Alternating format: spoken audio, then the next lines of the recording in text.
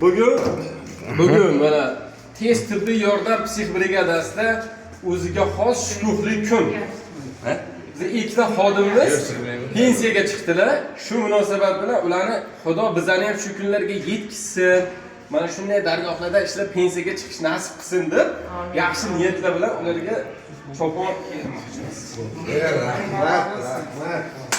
Qarsiylar.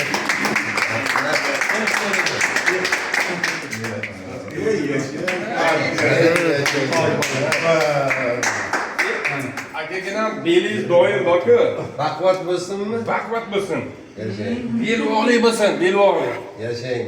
Sizlarga ham nasib qilsin. Bismillahirrohmanirrohim.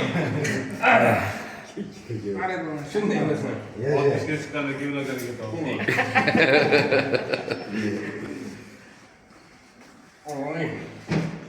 Bizlarni ham shu kunlarga yetkazsin. Inshaalloh. Bundan yaxshi yetishadi. Endi aka qarang. Sizni o'rningizga yangi ish kelyapti. Shunga ish qurolingizni tantanali ravishda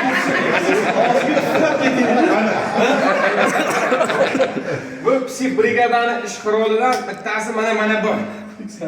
Fiksator deyiladi. Agar shu fiksatorni yangi ishchiga topshiring.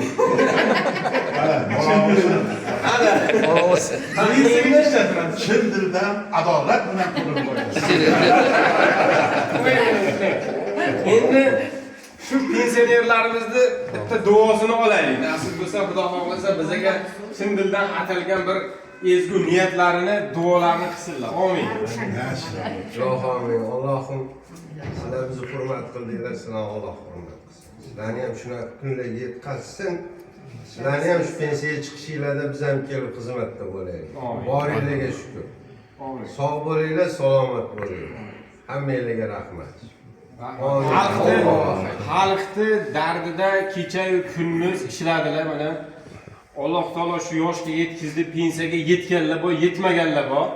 Shuning uchun Alloh taolo bundan keyin ham tanlarini sog' qilsin, salomat qilsin, orqalaridagi zurriyotlarni ham bularni xizmatini qiladigan qilsin.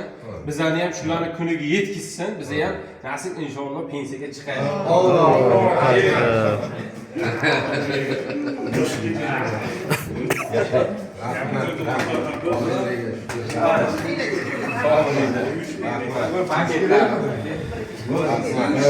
Rahmat.